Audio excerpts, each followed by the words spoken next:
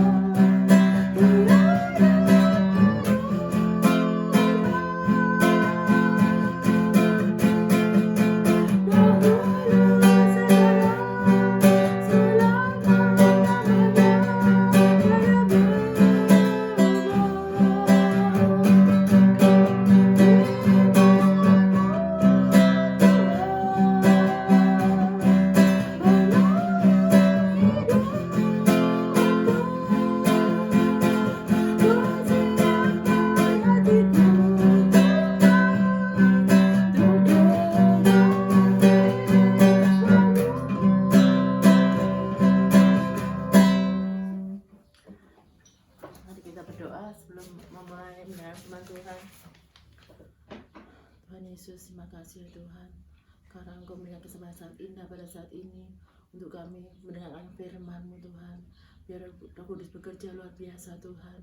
Engkau pakai kami semua Tuhan, agar kami bisa menjadi alat-Mu, bisa menjadi berjalan sesuai dengan kehendak-Mu Tuhan. Kau tolong Tuhan, pakailah hamba-Mu Tuhan, agar kami bisa menyampaikan isi hati-Mu ya Tuhan. Engkau pakai Tuhan dari hamba-Mu Tuhan, biar kami bisa mengerti Tuhan akan kehendak-Mu Tuhan dalam kehidupan kami sehari-hari ya Tuhan. Tuhan, biar firman bisa bertumbuh subur dalam hati kami Tuhan. Tuhan, biar menguatkan kami semua Tuhan, di tengah-tengah keadaannya makin tidak karuan Tuhan di negara kami ya Tuhan. Kau tolong Tuhan kami, biar kami tetap memandang padamu saja Tuhan. Kami punya iman yang kuat Tuhan, bahwa Engkau pasti akan menolong kami. Kau tidak akan pernah meninggalkan kami sendiri ya Tuhan. Terima kasih ya Tuhan, terpuji nama-Mu Tuhan. Kami yang berdoa di nama Tuhan Yesus Juru Selamat kami. Amin. Shalom. Saudara-saudara sekalian, pada pagi hari ini kita akan mendengarkan firman Tuhan mengenai hal pengajaran yang sesat. Kita ambil dari Matius 7 ayat 15 sampai 23. Kita akan membacakannya. Matius 7 ayat 18 ayat 15 sampai 23. Hal pengajaran yang sesat. Ayat 15, waspadalah terhadap nabi-nabi palsu yang datang padamu dengan menyamar sebagai domba, tetapi sesungguhnya mereka adalah serigala yang buas. Ayat 16, dari buahnya lah kamu akan mengenal mereka. Dapatkah orang memetik buah anggur dari semak duri atau buah ara dari rumput duri? Ayat 17, demikianlah setiap pohon yang baik menghasilkan buah yang baik, sedang pohon yang tidak baik menghasilkan buah yang tidak baik. Tidak mungkin pohon yang baik itu menghasilkan buah yang tidak baik, ataupun pohon yang tidak baik itu menghasilkan buah yang baik. Ayat 19, dan setiap pohon yang tidak menghasilkan buah yang baik pasti ditebang dan dibuang ke dalam api. 20, jadi dari buahnya lah kamu akan mengenal mereka. 21, bukan setiap orang yang berseru padaku Tuhan, Tuhan akan masuk ke dalam kerajaan sorga, melainkan dia yang melakukan kehendak Bapa-Ku yang di sorga. Ayat 22, pada hari terakhir banyak orang yang akan berseru padaku, Tuhan, Tuhan, bukankah kami bernubuat demi namamu dan mengusir setan demi namamu dan mengadakan banyak mujizat demi namamu juga. Ayat 23, pada waktu itulah aku akan berterus terang pada mereka dan berkata, aku tidak pernah mengenal kamu, nyala daripadaku kamu sekalian pembuat kejahatan. Saudara, pada akhir zaman ini penting sekali agar kita tetap waspada terhadap pengajaran-pengajaran yang tidak sesuai dengan firman Tuhan. Di sini kita dikatakan bahwa waspadalah terhadap nabi-nabi palsu yang datang padamu dengan menyamar seperti domba, tapi sesungguhnya mereka adalah serigala yang buas. Ya, jadi banyak sekali kalau kita melihat hamba-hamba Tuhan yang berkhotbah di mana-mana gitu. Kita sebagai anak Tuhan jangan sampai kita terjebak oleh pengajaran yang tidak cocok sesuai dengan kehendak Tuhan. Jadi kita jangan sampai seperti mendengar apa kata orang ya. Kadang-kadang anak Tuhan tuh seringkali selalu mendengar apa kata orang. Ayo kita ke tempat sana, ayo kita ke gereja sana. Di sana ada hamba Tuhan yang luar biasa, yang dipakai Tuhan gitu. Kita jangan mudah percaya. Karena pada akhir zaman ini banyak sekali hamba-hamba Tuhan yang menyesatkan ya. Jadi kadang-kadang mereka itu tidak bertindak melakukan kehendak Tuhan, tapi melakukan kehendak mereka sendiri. Ya, itu ada nabi-nabi palsu. Mereka dari luar kelihatan bahwa mereka tuh rohani sekali ya. Mereka tuh dipakai Tuhan luar biasa ya. Mereka menyembuhkan orang, mereka mengadakan mujizat, tapi hati-hati. Jangan sampai kita terkecoh oleh hamba-hamba Tuhan yang demikian. Karena kalau kita ikuti pengajaran mereka, kita tidak akan masuk ke dalam kebenaran. Kita akan masuk ke kemurtatan ya. Jadi Tuhan akan tidak mau untuk menerima kita. Ya, kalau kita ikuti ajaran yang salah, udah pasti kita juga akan salah di hadapan Tuhan ya. Jadi mesti hati-hati. Dari mana kita tahu ya apakah ini ada nabi-nabi yang palsu, apa nabi-nabi yang benar-benar sesuai dengan kehendak Tuhan. Ya, kita harus hati-hati. Di dalam ayat 16 dikatakan, dari buahnya lah kamu akan mengenal mereka. Dapatkah orang memetik buah anggur dari semak duri atau buah ara dari rumput duri? Ya, jadi dari buahnya lah. Di dalam Alkitab dikatakan dari buahnya, ya. Kalau misalnya kita melihat buah, kita sering kali ya makan buah, kita melihat buah. Kalau misalnya buah pepaya pohon pepaya akan berbuah pepaya, ya. Pohon durian akan berbuah durian, ya. Pohon jeruk akan berbuah jeruk. Dan tidak ada yang misalnya pohon durian berbuah jeruk, aneh sekali ya, tidak mungkin ya. Jadi dari buahnya lah. Dari buahnya, dari apa yang perbuat yang kelihatan ya, itu kita bisa melihat apakah dia nabi palsu, apa nabi yang benar-benar dari Tuhan. Di dalam ayat 17 dikatakan bahwa demikianlah setiap pohon yang baik menghasilkan buah yang baik, sedangkan pohon yang tidak baik menghasilkan buah yang tidak baik ya. Jadi kita harus banyak membaca firman Tuhan ya, supaya jangan sampai kita itu terombang-ambing. Kita boleh aja ya, kita harus ke gereja. Jangan sampai kita tidak ke gereja. Apalagi sekarang ini pada masa pandemi ini kita bisa ikut kebaktian online ya.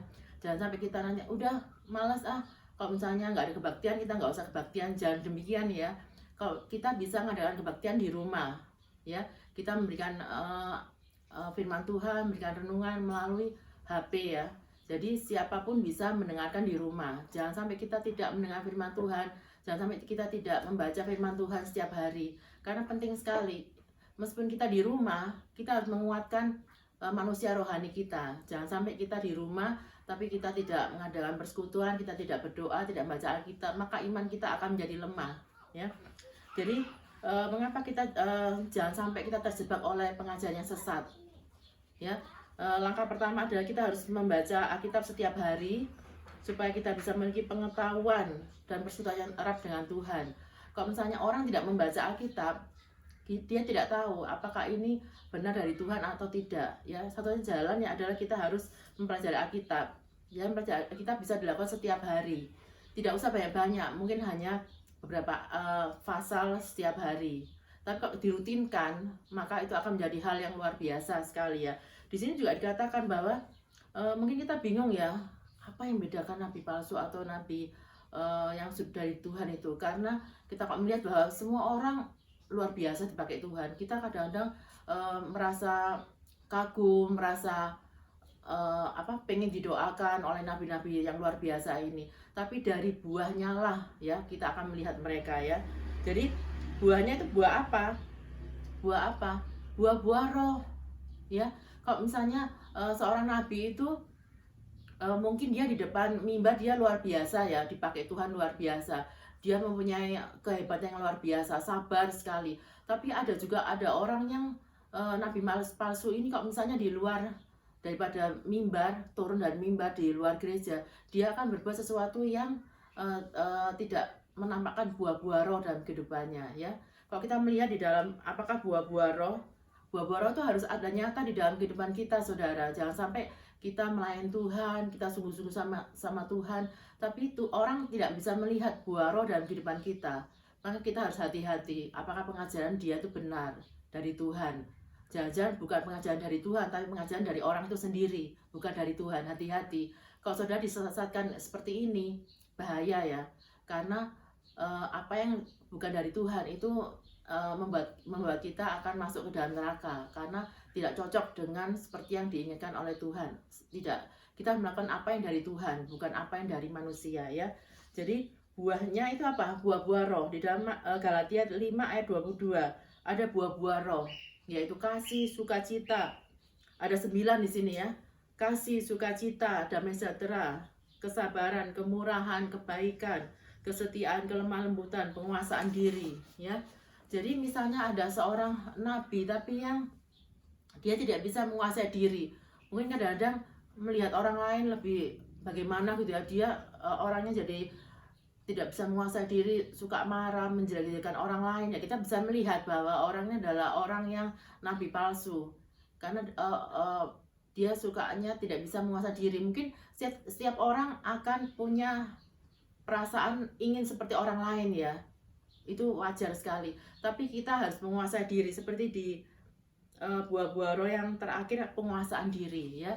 Jangan sampai misalnya kita melihat ada orang yang dipakai Tuhan luar biasa di TV di mana, tapi kemudian dia menjelek-jelekan orang lain, menjelek-jelekan hamba Tuhan lain. Itu jadi nggak bagus ya. Jadi kita harus bisa menguasai diri. Kita harus bisa melihat orang ini. Kalau misalnya nabi seperti itu, kita harus mempertimbangkan untuk mendengarkan orang ini, karena takutnya orang ini tidak dibawa pengaruh Roh Kudus, tapi dibawa pengaruh kedagingan atau dia sendiri. Makanya kita harus hati-hati melihat nabi sekarang ini. Jangan terlalu mudah percaya dengan apa kata orang ya. Juga kita harus bisa membedakan itu di dalam ayat 17 ya. Setiap pohon yang baik menghasilkan buah yang baik, sedangkan pohon yang tidak baik menghasilkan buah yang tidak baik. Jadi dari buahnya lah kamu akan mengenal mereka. Jadi kita sebagai anak Tuhan juga harus mau mendengar firman Tuhan yang memerintahkan pada kita. Kadang-kadang firman Tuhan itu nggak hanya yang enak-enak ya. Kadang kita sebagai anak Tuhan juga harus mendengar firman Tuhan yang kadang-kadang sulit untuk dilakukan ya. Jadi misalnya kita harus mengasihi musuh kita. Bagaimana kalau mengasihi musuh kita itu? Sangat sulit sekali ya. Perlu pengorbanan, perlu air mata, dan membutuhkan waktu. Tapi kalau misalnya saudara bisa melaksanakan firman Tuhan itu untuk mengasihi musuh-musuh kita, pasti akan bisa. Jangan sampai saudara hanya mau mendengar firman Tuhan yang enak-enak saja ya. Jadi misalnya, saudara akan diberkati Tuhan, saudara akan jadi orang kaya, saudara akan punya rumah banyak, saudara akan punya mobil banyak, punya uang banyak. Hanya itu aja yang saudara mau dengar. Itu tidak bagus untuk kita ya. Kita mendengar firman Tuhan harus semuanya kita dengar. Kalau memangnya firman Tuhan yang memang bagus untuk kita, misalnya kita harus merubah kehidupan kita, merubah watak kita, merubah karakter kita. Mungkin biasanya karakter kita itu orangnya gak sabaran ya. Nanti Tuhan akan memberikan kita firman Tuhan, mengajar kita supaya jadi orang yang sabar ya. Itu kita harus mau diproses oleh Tuhan. Sebab apa? Kalau kita mau diproses oleh Tuhan, kita akan menjadi alat yang luar biasa. Tuhan pasti akan memakai kita, mengasihi kita ya. Kalau misalnya kita nggak mau diproses oleh Tuhan, Tuhan tidak akan mau lagi mencampuri kehidupan kita ya. Kita tiap hari tambah hari itu kita harus makin bertumbuh menjadi manusia rohani yang makin dewasa di dalam Tuhan. Jangan sampai sebaliknya ya. Mungkin ada orang yang, wah saya tuh sudah jadi anak Tuhan, sudah dari kecil tante saya udah jadi anak Tuhan. Tapi dari dulu ya seperti ini. Udah 20 tahun, 30 tahun saya mengikut Tuhan. Tapi dari dulu juga saya orangnya tetap aja mudah marah, tetap aja gak sabaran. Itu artinya Anda tidak bisa mengikuti akan pembentukan Tuhan, tidak bisa mengikuti akan ajaran Tuhan. Karena orang kalau mengikuti ajaran Tuhan itu hari tambah hari akan dibentuk oleh Tuhan menjadi orang yang lebih baik, menjadi orang yang lebih baik lagi. Jadi akan jadi berkat untuk orang lain. Orang lain akan merasakan ya. Mungkin orang lain dulu mungkin waktu bertahun-tahun yang dulu kenal sama kita, nggak sabaran orang ini, marah, suka kesinggungan gitu. Tapi setelah 10 tahun kemudian kita udah dibentuk oleh Tuhan, kita jadi orang yang manis, yang baik, yang jadi berkat bagi banyak orang. Itulah kalau misalnya kita mau dibentuk oleh Tuhan, kita bisa jadi berkat bagi banyak orang. Nama Tuhan akan dipermuliakan melalui diri kita ya. Jadi kita sebagai anak Tuhan juga jangan sampai kita itu nggak mau dibentuk oleh Tuhan.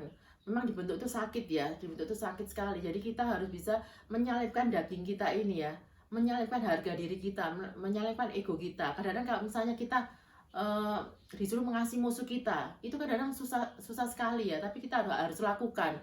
Jangan sampai kita nggak mau kita nggak mau melakukan. Misalnya kita disuruh mengasihi musuh kita ya. Orang itu dari dulu selalu ngomongkan, selalu teman saya itu selalu, misalnya saya punya teman A ya, teman saya itu loh kalau selalu ngomong sama saya itu selalu hal-hal yang jelek mengenai saya ya. Kita harus mengampuni orang ini. Juga kita harus mengampuni saudara kita. Mungkin ada saudara kita yang kadang-kadang suka menjelekkan kita juga. Kadang-kadang antar saudara suka gitu ya, nggak mau kalah. Juga sama mertua juga gitu, mertua ke mantu, mantu ke mertua. Itu kita harus saling mengampuni. Karena kalau kita saling mengampuni, saling mendoakan, akan segala sesuatu itu indah di dalam Tuhan. Tidak barang mustahil ya. Kalau misalnya kita bisa mengasihi orang yang selalu menjelek-jelekan kita, yang nggak suka sama kita, maka kita akan dibentuk Tuhan untuk menjadi luar biasa. Tuhan akan memberkati kita karena Tuhan berkenan akan kehidupan kita ya. Demikian pula seorang nabi besar. Seorang nabi besar yang benar-benar adalah seorang nabi yang sungguh-sungguh dari Tuhan. Dia tuh harus memberitakan firman Tuhan yang benar. Artinya hamba Tuhan itu harus bisa memberitahukan, menceritakan mengenai isi hati Tuhan. Ya, isi hati Tuhan tuh bagaimana? Ya apa yang Tuhan suruh ya kita lakukan. Karena belum tentu apa yang kita beritakan tuh menyenangkan semua orang ya. Belum tentu ya. Kadang-kadang misalnya kita memberitakan mengenai persepuluhan ya, memberitakan buah sulung, itu kadang-kadang jemaat merasa jengkel atau merasa ini gimana sih hamba Tuhan ini, kok kita sudah dalam keadaan susah gini, kita disuruh memberikan persembahan, persepuluhan, buah sulung ya.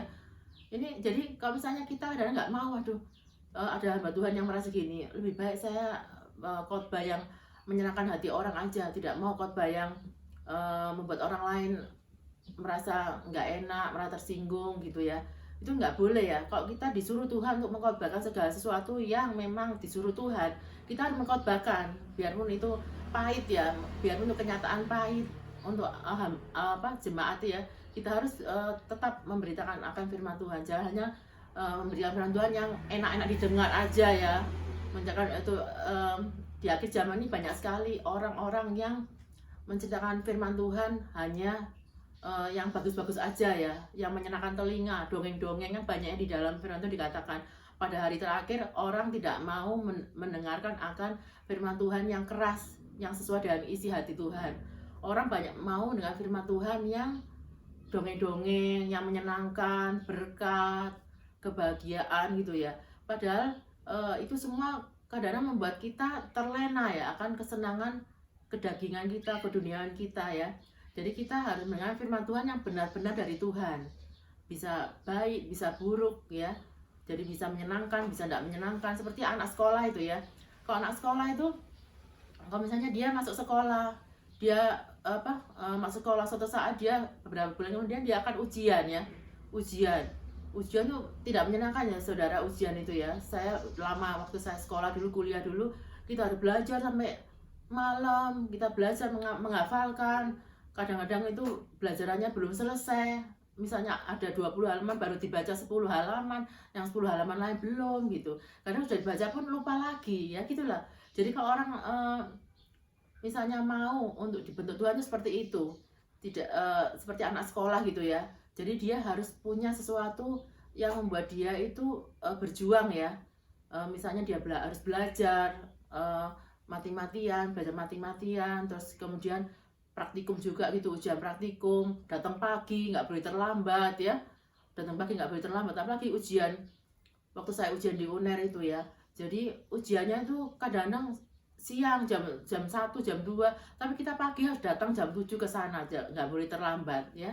Demikianlah orang kalau diuji Tuhan tuh memang susah payah ya, susah kita tuh diuji Tuhan. Tapi kalau misalnya kita lulus, kita akan senang sekali ya, senang sekali. Juga demikian kalau orang kerja juga demikian, capek, pagi-pagi harus bangun, memeras keringat ya kitanya ya, kerja keras. Misalnya mengangkat, kalau misalnya yang tukang-tukang mengangkat beban berat ya, kalau misalnya di kantor itu kerjaan numpuk ya, kadang-kadang bos marah-marah, stres gitu ya. Kita tuh juga demikian, kalau misalnya kita di proses Tuhan seperti itu, kita mungkin dalam keadaan, aduh Tuhan kenapa ya, saya tuh punya masalah kok nggak selesai-selesai. Ada loh orang seperti itu, masalah satu udah beres, ada lagi masalah yang lain, masalah itu udah beres, ada masalah yang lain, jadi nggak beres-beres gitu masalahnya ya. Tapi percayalah, itu adalah semua kehendak Tuhan, semua diatur oleh Tuhan untuk membuat iman kita makin kuat pada Tuhan ya. Kalau nanti suatu saat kalau misalnya kita sudah tahan uji, kita pasti akan dimuliakan oleh Tuhan. Tidak ada barang yang mustahil ya. Jadi kita harus taat. Baik kita sebagai anak Tuhan, kita harus dengar akan firman Tuhan. Baik juga kita sebagai hamba Tuhan. Yang mungkin di sini ada yang dipercaya untuk misalnya membawakan firman Tuhan atau membawakan memimpin doa ya di dalam jemaat kita. Dibiasakan untuk saling bisa, semua orang bisa memimpin akan orang lain ya, pemuritan ya. Jadi kita harus bisa menyampaikan firman Tuhan yang sesuai dengan kehendak Tuhan. Kita berdoa, Tuhan kita harus menyampaikan firman Tuhan apa untuk orang-orang ini ya. Kita harus peka akan suara Tuhan ya. Jadi penting sekali ya untuk itu ya. Di ayat 23 ya dikatakan bahwa, saya bacakan lagi, bukan setiap orang yang berseru kepadaku Tuhan, Tuhan akan masuk ke dalam kerajaan Allah, melainkan dia yang melakukan kehendak Bapakku yang di sorga ya. Jadi ingat, di sini ada barang siapa yang berseru padaku Tuhan, Tuhan, artinya anak Tuhan ya, artinya orang yang sudah percaya Tuhan. Bukan setiap orang yang berseru padaku Tuhan, Tuhan akan masuk ke dalam kerajaan sorga, melainkan dia yang melakukan kehendak Bapakku yang di sorga ya. Jadi melakukan kehendak Bapa yang di sorga itu apa saja ya? Kita harus mencari kehendak Bapa ya yang di sorga. Jadi caranya gimana? Kita harus banyak membaca firman Tuhan, banyak berdoa ya. Karena di dalam firman Tuhan inilah akan memimpin kita ya. akan memimpin kita. Kita harus melakukan apa saja untuk melakukan kehendak Tuhan. Karena kehendak Tuhan itu beda sekali dengan kehendak kita ya.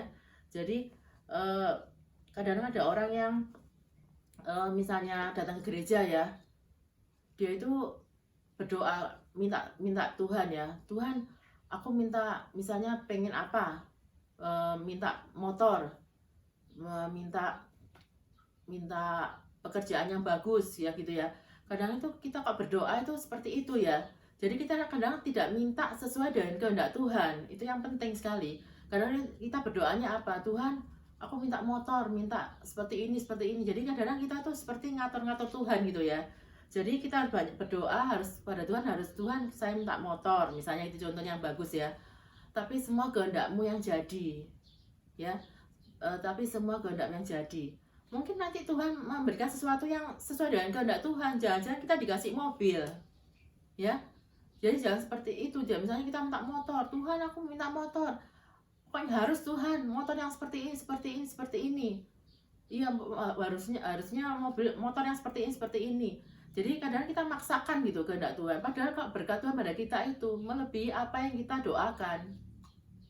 Ya, kadang-kadang kita berdoa minta sepeda, Tuhan bisa ngasih kita motor. Kalau misalnya kita berdoa untuk sepeda motor, jangan-jangan Tuhan memberikan berkat tuh melebihi apa yang kita doakan. Seringkali seperti itu. Iya. Jadi kadang-kadang saya juga gitu. Dulu saya berdoa terus ya, waktu saya baru lulus dari universitas ya, mau ditempatkan di mana, saya berdoa terus gitu. Saya cuma hanya mikir saya akan melakukan tugas kerja aja, setelah itu saya akan balik lagi ke kota asal saya ya, di Surabaya. Ternyata Tuhan tuh punya rencana yang lain. Tuhan punya rencana yang sangat indah untuk saya di kota saya ditempatkan itu ya, di Cirebon ini ya. Demikian pula seperti itu, jadi saya bisa sampai sekolah lagi. Saya tidak kepikir ya, kalau misalnya saya bisa sekolah lagi itu, saya tidak kepikir sama sekali. Saya cuma hanya berdoa, Tuhan tolong agar saya bisa praktik kerja, di mana saya bisa praktik kerja. Tapi Tuhan menambahi berkatnya itu berkali-kali lipat. Jadi seperti orang hanya berdoa minta sepeda, Tuhan memberikan motor. Ada orang yang berdoa untuk motor, Tuhan memberikan mobil. Jadi seringkali apa yang kita doakan itu, kita harus mendoakan pada Tuhan juga. Tuhan semuanya harus sesuai dengan kehendak-Mu. Kita banyak doa gitu. Karena apa? Kadang-kadang berkat Tuhan tuh luar biasa untuk kita. Kita nggak kepikir gitu loh. Nggak kepikir kalau Tuhan tuh akan berikan berkat kayak gitu. Nggak melebihi daripada apa yang kita doakan. Kita minta berkat Tuhan, tolong saya tuh dikasih kerjaan supaya gaji saya itu 10 juta. Tahu-tahu bisa lebih dari itu. Bisa lebih 2 kali lipat dari itu. Ya. Jadi nggak ada barang mustahil. Kalau misalnya kita ditempatkan di tempat yang terpencil, secara akal kita mikir, aduh, kalau saya di tempat kota kecil seperti ini ya, di kota Cirebon di ujung gunung, gajinya cuma berapa, ya kan ya. Tapi berkat Tuhan itu melimpah untuk kita. Apa yang kita pikirkan itu bisa tidak sampai seperti ini ya. Berkat Tuhan itu melimpah-limpah dalam kehidupan kita. Makanya kita sebagai anak Tuhan, kalau kita berdoa, jangan membatasi akan kuasa Tuhan, ya. Misalnya, Tuhan saya ingin seperti ini. Kita nyerahkan kepada Tuhan, biarlah semuanya kehendak yang jadi. Kalau kehendak yang jadi atau kehendak Tuhan yang jadi dalam kehidupan kita akan luar biasa ya. Tuhan berikan berkat kepada kita melimpah-limpah ya. Dan juga kita harus sadar, jangan sampai kita itu di akhir zaman ini hanya memandang segala sesuatu itu hanya melalui diri kita sendiri. Kita harus berserah pada Tuhan ya. Seperti ini dikatakan bahwa bukan setiap orang yang bersyukur pada Tuhan akan masuk ke dalam kerajaan sorga. Ya, pada zaman akhir ini semua orang pingin masuk ke dalam kerajaan sorga, pengen mengenal Tuhan. Karena apa? Orang sekarang semua pada ketakutan semua.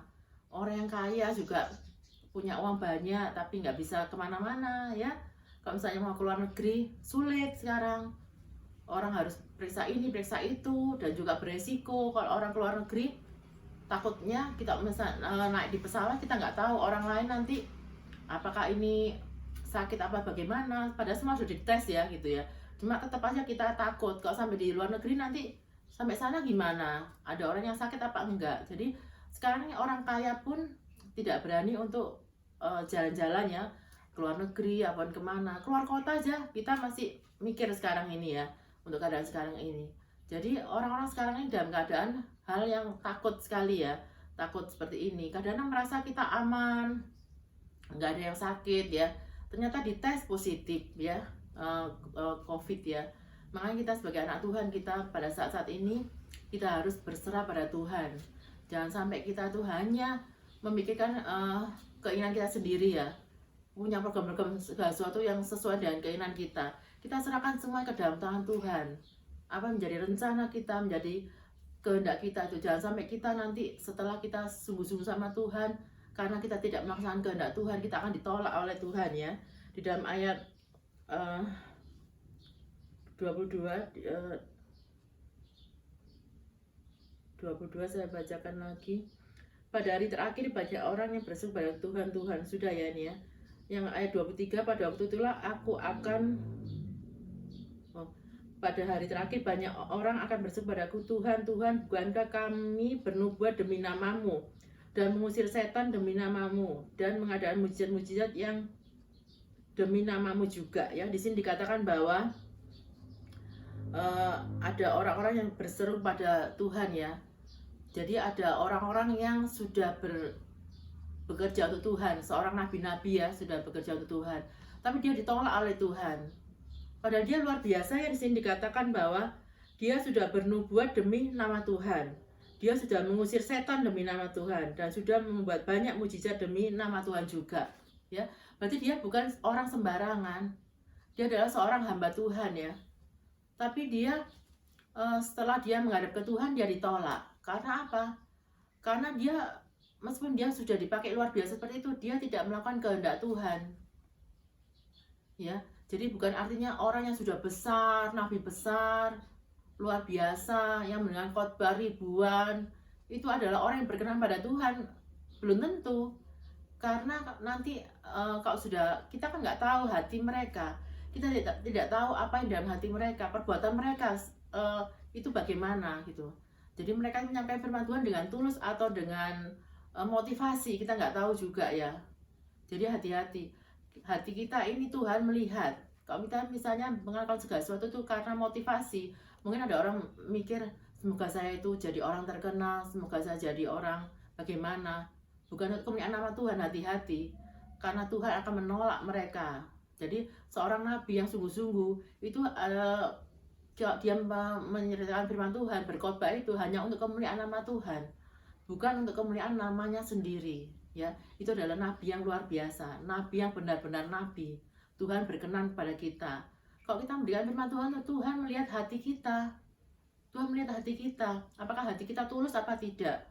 Jadi jangan sampai kita tuh memberikan firman karena kita punya motivasi, oh saya mau jadi hamba Tuhan yang luar biasa supaya saya kaya. Ya bukan ya, itu nggak boleh. Supaya apa?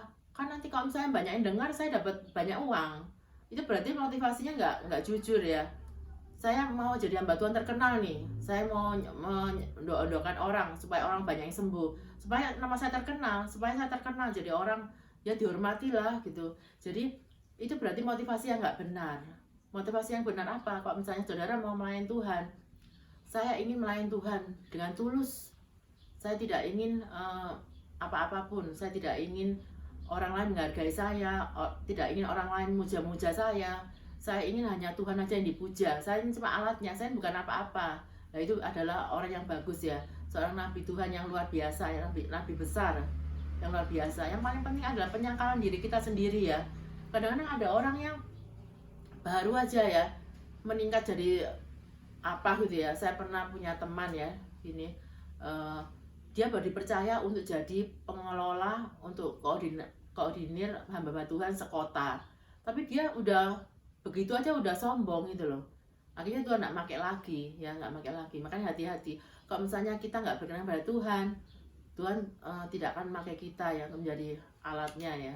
Tapi kalau misalnya kita berkenan pada Tuhan, pasti Tuhan akan memakai kita. Makin hari makin luar biasa, makin hari makin luar biasa ya. Jadi kita harus setiap hari harus berkaca ya, apakah ini sesuai dengan kehendak Tuhan apa tidak ya. Baik kita mengiring Tuhan, baik kita melayani Tuhan, kita harus berkaca apakah ini kehendak Tuhan apa tidak. Setiap kali kita bertindak, kita berdoa, Tuhan apakah ini kehendak-Mu, selalu bertindak seperti itu. Karena kita tidak tahu apa yang di depan kita ya. Tuhan tahu, kita tidak tahu apa yang di depan kita, tapi Tuhan tahu apa yang di depan kita ya. Dan yang terakhir di dalam ayat 20, saya bacakan. Pada waktu itulah aku akan berterus terang kepada mereka dan berkata, aku tidak pernah mengenal kamu. Nyala daripadaku kamu sekalian pembuat kejahatan ya. Jadi setelah kita setia melayani Tuhan, alangkah senangnya kalau Tuhan memberikan kata-kata yang menyejukkan untuk kita. Masuklah ke dalam surga hambaku yang saya kasihi ya. Tapi sebaliknya kalau kita menjadi orang yang tidak berkenan pada Tuhan, kita menjadi nabi palsu karena kita melayani Tuhan karena ego kita, karena keinginan di daging kita ya, karena ingin dipuji orang, disembah orang, karena kita ingin dapat uang banyak ya. Maka Tuhan yang mengetahui hati kita, Tuhan tuh melihat hati kita ya, Tuhan melihat hati kita, maka Dia akan mengusir kita ya, Dia akan mengusir kita. Nyala kamu sekalian yang pembuat kejahatan. Alangkah sedihnya ya, alangkah sedihnya sekali kalau kita nanti bertemu Tuhan, Tuhan menolak kita. Jangan sampai itu menimpa kita. Kita di sini yang sudah mengenal firman Tuhan ini harus sungguh hati-hati. Mungkin kita sebagai anak Tuhan, kita hari tambah hari makin mengiring Tuhan, mengiring sesuatu dan kehendak Tuhan. Mungkin kita sebagai orang yang dipercaya untuk bisa memimpin persoalan doa, memimpin suatu gereja, memimpin suatu pertemuan ya, untuk hal-hal ini apa, memberikan firman Tuhan dimanapun, di tempat kerja, dimanapun, saudara harus sungguh-sungguh melakukan firman Tuhan sesuai dengan kehendaknya. Sebarkanlah berita Injil ini dengan hati yang tulus, jangan punya motivasi apa-apa. Pasti saudara akan diberkati Tuhan luar biasa ya. Sekian firman Tuhan kali ini. Kita akan masuk dalam perjamuan kudus. Sudah dibagi ya perjamuan kudus ya. Kita akan membaca dulu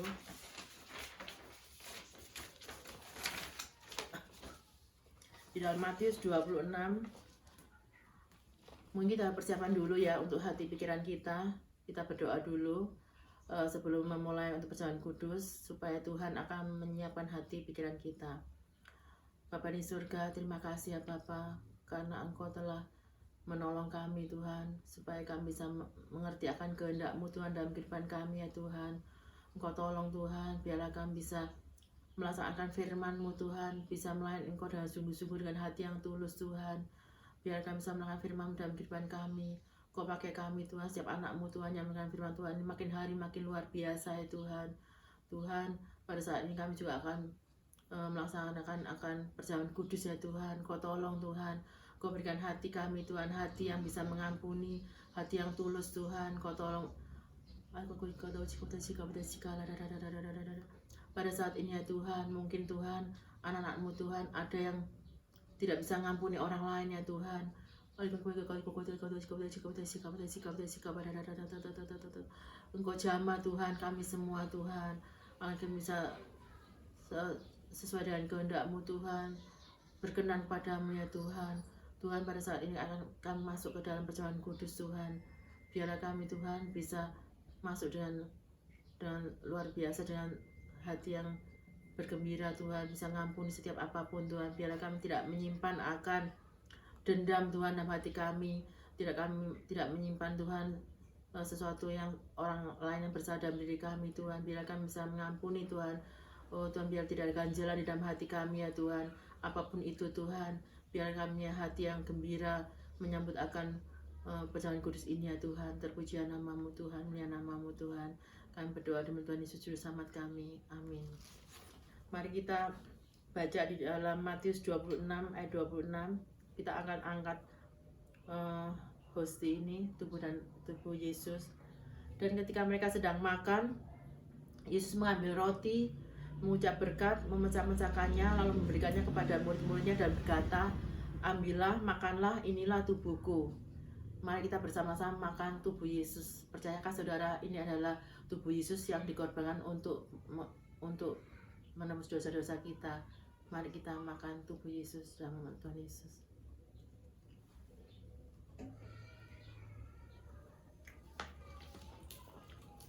Sudah itu Tuhan mengambil cawan, mengucap syukur, lalu memberikannya kepada mereka dan berkata, minumlah kamu semua dari cawan ini.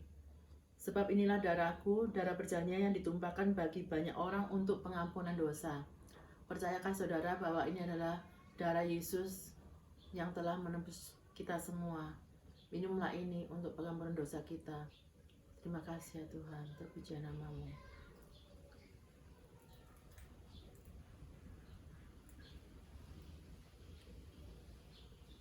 Terima kasih, kita akan berdoa. Tuhan Yesus, terima kasih ya Tuhan atas pengorbanan di kayu salib ya Tuhan. Tuhan, biarlah kami selalu ingat Tuhan akan pengorbanan di kayu salib Tuhan.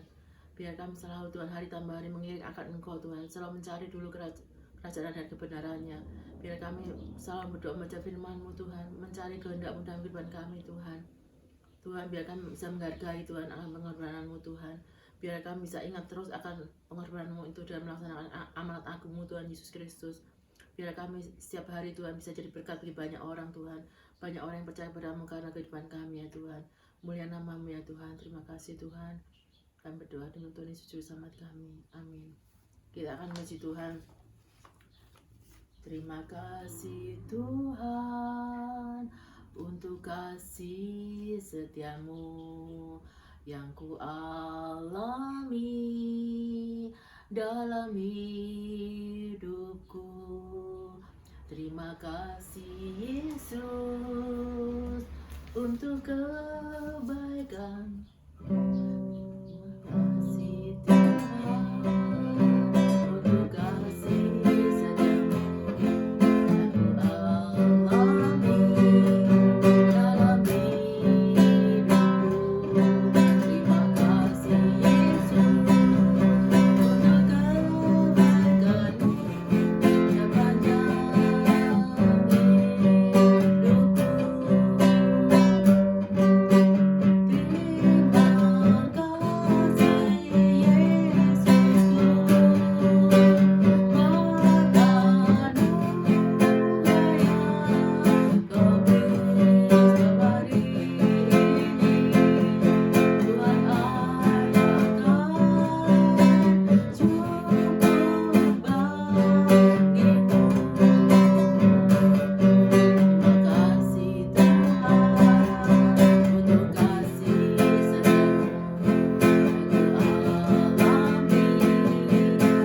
hidupku.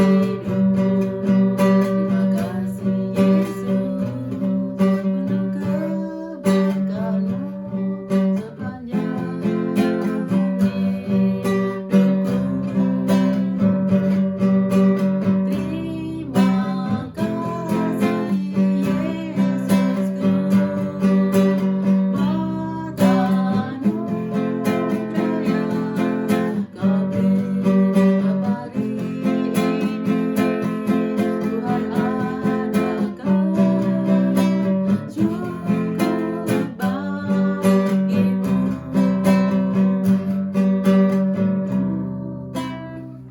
Mari kita berdoa berkat pada jemaat yang kasih Tuhan. Mari kita angkat tangan kita mohon doa berkat pada jemaat yang kasih Tuhan. Kiranya kasih, sukacita, damai sejahtera yang melampaui segala akal akan melihat hati dan pikiranmu. Diberkati kesehatanmu, diberkati masa depanmu, diberkati apa saja yang kau kerjakan. Dan kiranya hubungan intim dengan Allah Bapa, Allah Anak, dan Allah Roh Kudus akan menyertai kita semua dari sekarang sampai selama-lamanya. Terpujian nama Tuhan. Yang percaya katakan amin. Selamat siang, Tuhan memberkati kita semua. Puji Tuhan.